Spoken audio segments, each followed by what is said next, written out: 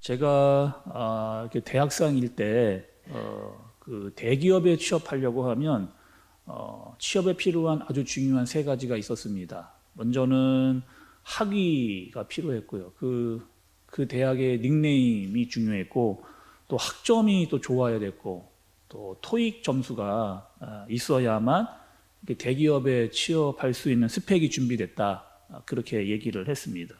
근데 언제부턴가 그 스펙을 다 준비하는 이 대학생들이 많아지다 보니까 이제 또 다른 스펙들을 세상에서 요구하기를 시작한 거죠.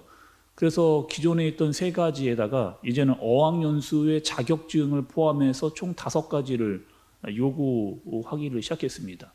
그 정도면 뭐 어지간히 됐겠구나 생각을 했는데, 그것으로 끝나지 않고 이제는 공모전에 입상을 해야 되고 인턴 경력까지 7가지가 되더니, 요즘에는 사회봉사를 한 다음에 얼굴까지 성형수술까지를 해야 된다라고 하는 취업 구종 세트가 되는 그런 시대를 살고 있는 거죠. 대기업이 사람을 뽑을 때 여러 가지 기준을 가지고 사람을 보고 있는 겁니다. 또 그만큼 취업하기 어려운 시대라는 것도 우리가 알 수가 있는 거죠. 성경을 보면 하나님께서 사람을 선택을 하십니다. 그리고 하나님께서도 사람을 선택하는데 아무나 막 선택을 하지 않으시고, 하나님께서도 기준을 가지고 있는 것을 볼 수가 있습니다.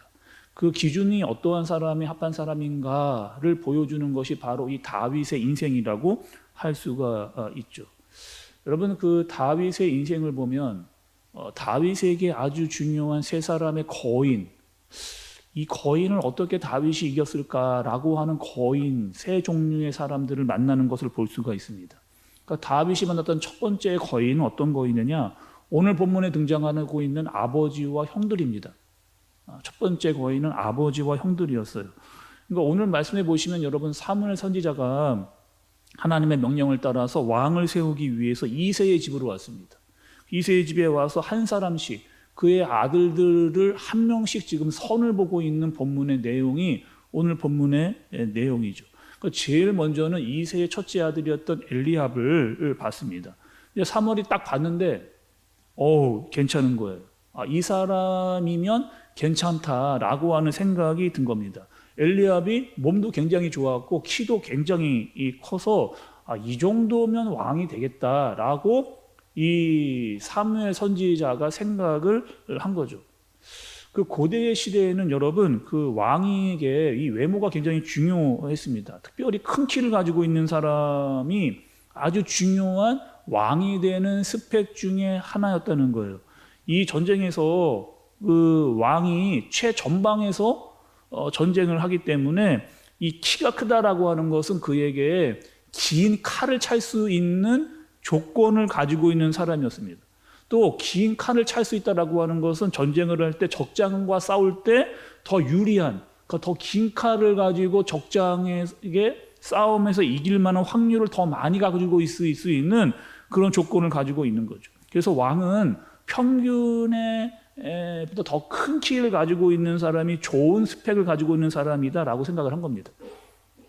그러니까 오늘 사무엘도 지금 그런 기준으로 지금 사람을 보고 있는 거죠. 사무엘이 지금 첫째 아들에게 기름을 부으려고 하는데 하나님께서 그것을 멈추라고 이야기를 하십니다. 멈추라고 이야기를 하는 거죠.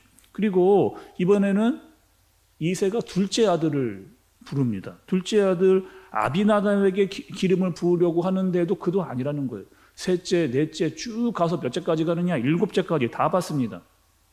그리고 사무엘이 이제 이새에게 다른 아들은 더 없습니까? 라고 이렇게 물어보니까 그제서야 이제 이새가 이야기를 하는데 막내 아들이 하나 더 있다는 거예요. 막내 아들은 아직 양을 치고 있다라고 이야기를 합니다.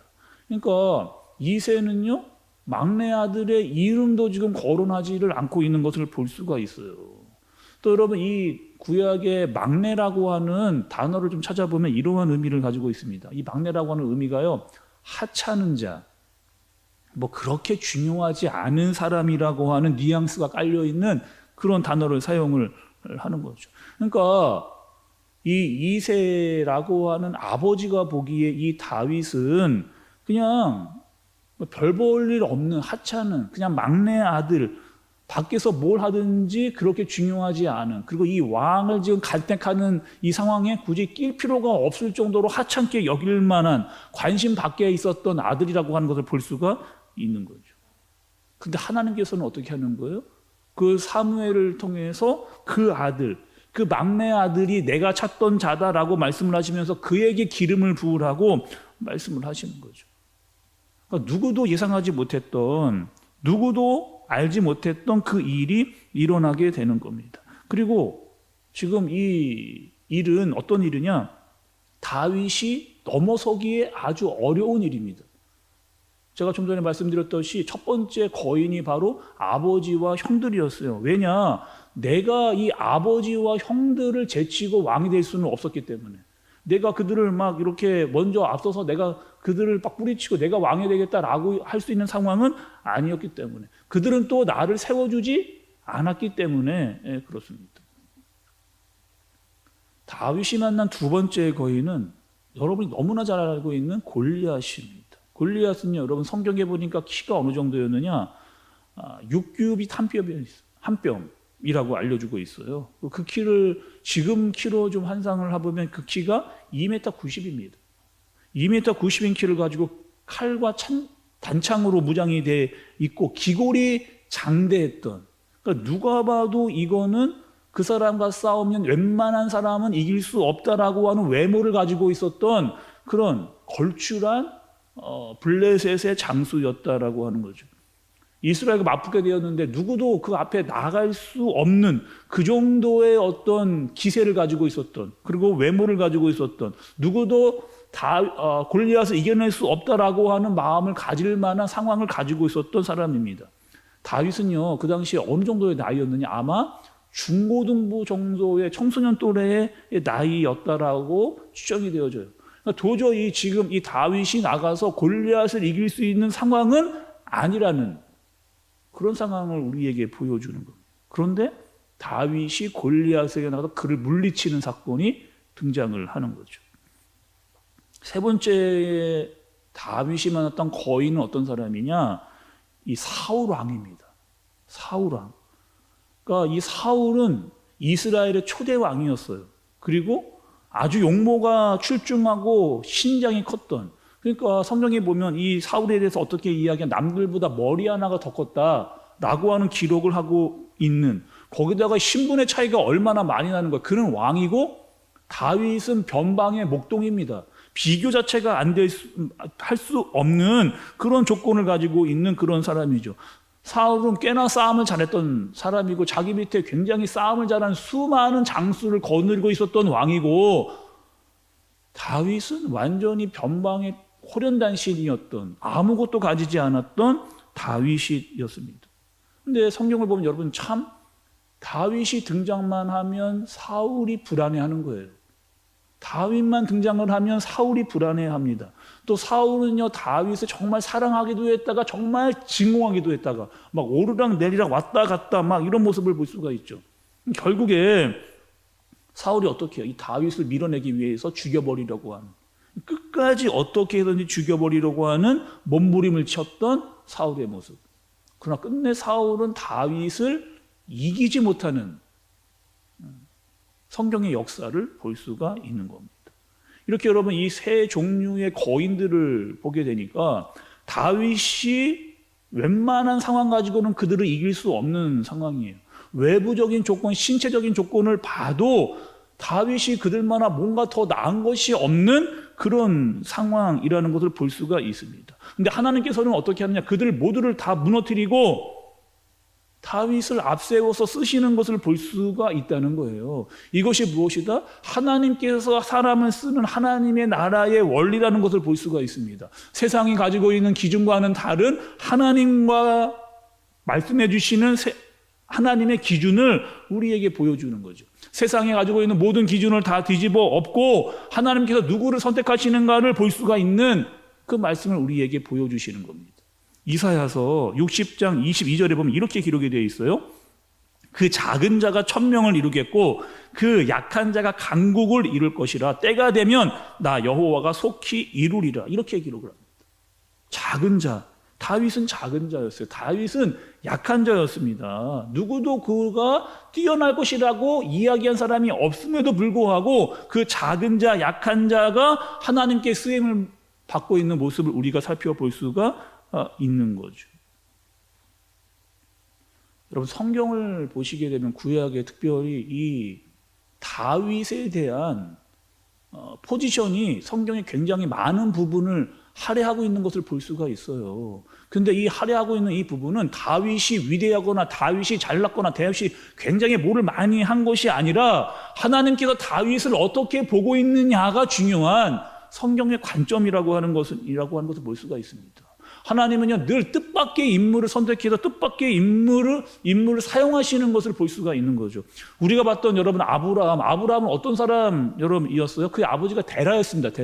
데라는 어떤 사람이었냐? 갈대아 우르에서 우상신을 만들던, 데라가 여러분 우상신을 만들던 사람이었어요. 그 사람의 아들, 도저히 이 사람이 선택받을 만한 아무런 조건이 없는데 하나님께서 그를 선택을 하셔서 그가 갈대아 우르를 떠나는 그런 사건을 하나님께서 이루어 가시는 거죠. 여러분, 어저께 우리 또 모세의 말씀 살펴봤잖아요. 모세는요, 여러분, 미디안 광야에서 40년 동안 있었던 사람입니다.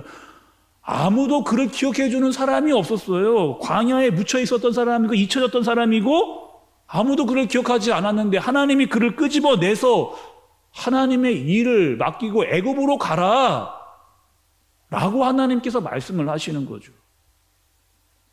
오늘 말씀도 마찬가지입니다. 다윗이 완전히 묻힌, 제대로 보이질, 뭔가 축출한 것이 없는 그런 사람이라는 거예요. 근데 하나님께서 오늘 7절의 말씀을 보니 나는, 사람들은 외모를 보지만 나는 어디를 본다는 거예요? 나는 중심을 본다는 거예요. 세상 사람들은 보이는 것, 눈에 보이는 것, 외모, 어떤 외부적인 조건, 그것을 보지만 나는 그 사람의 중심을 본다라고 하나님께서 말씀을 하고 계시는 것을 볼 수가 있습니다.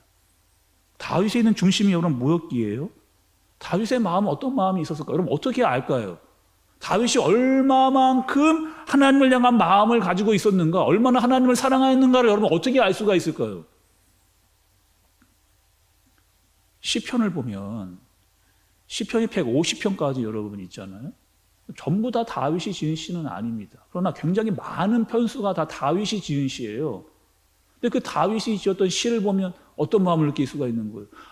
다윗이 얼마만큼 하나님을 정말 간절하게 사모했는지, 얼마나 간절히 하나님을 사랑했던지, 또 얼마나 많이 하나님을 묵상했던지를 보여주는 것이 바로 시편의 내용이라고 할 수가 있는 것을 볼 수가 있는 거죠. 하나님을 간절한 마음을 계속해서 올려드리면서 기도와 찬양으로 하나님께로 더 가까이 가려고 했던 다윗의 그 구구절절한 그 마음이 바로 시편에 다 기록이 되어져 있는 거죠.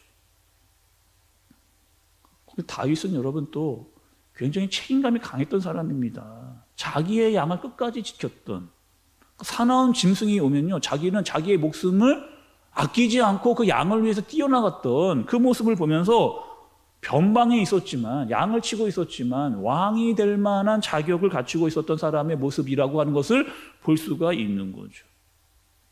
그러니까 아무도 그 변방의 들판에 있었던 다윗을 주목하지 않았는데 하나님은 그 사람을 끝까지 보고 기억하고 찾아내시는 그 하나님의 모습을 볼 수가 있는 거예요. 그러니까 사람은 사람을 속일 수 있습니다. 그러나 하나님께서는 여전히 사람의 마음과 중심을 뚫어지게 보고 계신 분이 바로 하나님, 그리고 그가 나를 사랑하는지를 누구보다 잘 아시는 분이 바로 하나님이라고 하는 사실을 말씀을 통해서 우리가 깨닫게 되어지는 거예요. 또 여러분, 오늘 말씀을 보면 아주 중요한 사건이 또 하나 등장을 합니다. 아주 중요한, 다윗이 선택을 받는 사건도 굉장히 중요한 사건이지만 더 중요한 사건이 하나가 더 있어요. 그것은 어떤 사건이냐? 다윗이 사무엘에게 기름 부음을 받는 그런 사건입니다. 사무엘이요, 다윗을 불러서 이제 기름을 붓는 거예요. 여기서 기름을 붓는다라고 하는 것은 어떤 의미를 가지고 있느냐? 이제 하나님께서 다윗의 너의 인생에 적극적으로 개입하겠다는 거예요. 이 기름을 붓는다라고 하는 것은 이제 내가 너에게, 너의 인생 가운데 내가 적극적으로 개입하겠다라고 하는 의미를 가지고 있어요. 13절의 말씀을 좀 보시면, 사무엘이 기름 뿔병을 가져다가 그의 형제 중에서 그에게 부었더니 이날 이후로 다윗이 여호와의 영에게 크게 감동되니라. 사무엘이 떠나서 라마로 가니라. 이렇게 이야기해요. 그러니까 사람들이 보기에 지금 다윗은 기름 부을 만한 어떠한 조건도 가지지 않았던 아주 작은 어린아이였다. 눈에 띄는 것이 없었던 그런 아이였단 말이에요. 그런데 이 선지자는 그에게 기름을 붓는, 그리고 갑자기 강권적으로 누구도 이 일을 제기할 수 없는 그런 상황으로 하나님께서 막 몰고 가시면서 내가 강권적으로 너에게 기름을 붓겠다라고 하는 모습을 주도적으로 보여주시는 것을 볼 수가 있는 거죠. 그리고 내가 너의 인생 가운데 개입하고 이제 내가 적극적으로 너의 인생에 관여하겠다라고 하는 모습을 하나님께서 보여주시는 사건입니다. 여러분, 우리는 어떤 사람들이냐? 하나님께 성령의 기름을 부음받은 사람들이에요. 성령의 기름을 부은 사람들. 그래서 하나님께서 우리에게 성령을 부으시고 내 인생 가운데 찾아오셔서 어떻게 하시겠다는 거예요? 주권적으로, 강권적으로, 적극적으로 너의 인생 가운데 내가 관여하겠다라고 하는 것을 하나님께서 말씀을 해주시는 거죠. 하나님께서 우리를 부르실 뿐만 아니라 하나님께서 우리에게 사명을 주시고 어떻게 살아가야 할지를 분명히 알려주시고, 이제는 네 마음대로 살아왔다면 이제 내가 네 인생에 개입해서 내가 강권적으로 너를 이끌고 가겠다라고 하는 그 기름 부음의 사건이 오늘 본문에 등장하고 있는 겁니다. 여러분, 우리는 어떤 사람이라고요? 성령의 기름 부음을 받은 사람. 하나님께서 우리의 인생 가운데 개입하시겠다라고 말씀하시는 사건을 오늘 본문에서 볼 수가 있는 겁니다. 다윗의 이름은 여러분, 자기 아버지의 입에서조차 잘 거론되지 않았던 그런 이름이에요. 형들조차 그 다윗을 무시했습니다. 그런데 성경을 보면 여러분, 하나님께서 다윗의 이름을 600번 이상 이 성경에 기록해 놓은 것을 볼 수가 있는 거예요. 하나님이 다윗을 너무 잘 아는 겁니다. 아무도 알아주지 않았지만 하나님이 그 다윗을 보고 계셨다는 거예요. 그리고 그를 선택해서 내가 이제 기름을 붓고 내가 너를 쓰겠다라고 하는 거예요. 다윗의 마음은 어떠한 마음이었습니까? 하나님을 향한 간절한 마음이 있었던 자였고, 하나님을 묵상하는 자였고, 그 누구보다 하나님을 사랑했던, 하나님으로 기뻐하고 하나님으로 말미암아 살았던, 그 광야의 그 들판에 살았지만 하나님을 향한 간절한 마음이 늘 그의 마음 가운데 솟아났던 사람이 바로 그 다윗이라고 하는 사람인 거죠. 고린도전서 1장 27절을 보면, 그러나 하나님께서 세상에 미련한 것들을 택하사 지혜 있는 자들을 부끄럽게 하려 하시고 세상에 약한 것들을 택하사 강한 것들을 부끄럽게 하려 하시며, 이렇게 하나님께서 약한 자를 쓰시는 이유는 강한 자를 부끄럽게, 내가 너의 능력으로 써서 이 약한 자들을 강하게 쓰시겠다, 강한 자들 부끄럽게 하시기 위해서 내가 쓰겠다는 거예요. 내가 불러서 쓴다고 한다면 미련한 자들을 뽑아서 하나님께서 지혜로운 자들을 부끄럽게 하시기 위해서 하나님께서 그를 부르시고 사용하시겠다라고 말씀을 하고 계십니다. 그런데 어떠한 자를, 나를 사랑하는 자를, 나에게 가까이 오는 자를, 그 중심에 하나님이 있는 자를 하나님께서 쓰시겠다는 거예요. 그럼 우리는요, 가진 게 별로 없는 사람입니다. 변변한 게 별로 없는 사람. 세상의 기준으로 보면 무엇 하나 드러낼 게 없는 그런 사람들이에요. 그러나 하나님께서는 어떻게 하시는 거예요? 우리를 여전히 보고 계십니다. 우리를 보시되 아주 자세하게 보고 계세요. 특별히 우리의 마음의 중심을 보고 계시는 거예요. 그리고 하나님을 사랑하는 자, 정말 하나님께로 더 가까이 가고 하는 자, 하나님으로 말미암아 기뻐하는 자를 하나님께서 그냥 두지 아니하시고 하나님께 불러서 쓰신다라고 하는 모습을 다윗이 우리에게 보여주시는 하나님의 말씀이 오늘의 말씀이라고 하는 사실입니다. 여러분, 우리는요, 약하고 미련한 자예요. 우리는 그렇게 생각할 수 있습니다. 그러나 하나님은 우리를 부르셨습니다. 우리를 선택하셨고요, 우리에게 성령의 기름을 부으셨고, 하나님께서 이제 너희의 인생 가운데 들어와 개입하시겠다 말씀하셨고, 우리에게 사명을 주신 하나님이라고 하는 사실을 여러분 잊지 마시기를 바랍니다. 그리고 새해를 시작하면서 우리가 이제 새해를 시작하고 말씀과 기도를 하면서 깨달아야 될 것이 있어요. 우리의 마음, 이 마음, 하나님을 향한 간절한 마음, 주님을 정말 사랑하는 마음, 주님만으로 기뻐하는 마음을 주님께 올려드리는 겁니다. 그리고 하나님께서 우리를 부르신 이유, 우리를 어떠한 사람으로 쓰실까에 대한 이유, 그리고 우리에게 사명을 주신 이유를 깨닫고 올 한 해를 시작할 수 있는, 무엇보다 하나님의 말씀과 기도로 하나님과 더 깊이 관계가 깊어지는 저와 여러분들 되어지시기를 예수님의 이름으로 축복합니다. 기도하겠습니다. 하나님 아버지, 세상은 자신들의 잣대로 사람을 평가하고 뽑습니다. 그러나 하나님께서는 하나님의 기준으로 우리의 중심을 보며 하나님의 사람들을 세우시는 것을 말씀을 통해 깨닫게 되어집니다. 기름을 부으셨고 하나님의 능력을 받아 살게 하셨는데, 하나님, 우리가 이 땅에서 세상의 기준으로 살지 않고 하나님을 사랑하는 자로, 우리의 마음의 중심을 하나님께 둔 자로 살아갈 수 있도록 인도하여 주옵소서. 특별히 샘터 특별 새벽 기도를 통해서 하나님께로 더 가까이 간절히 주님을 향한 마음을 온전히 주님께 올려드리는 우리 모두가, 우리 교회가 되어지도록 주님께서 인도하여 주시옵소서. 예수님의 이름으로 기도드리옵나이다. 아멘.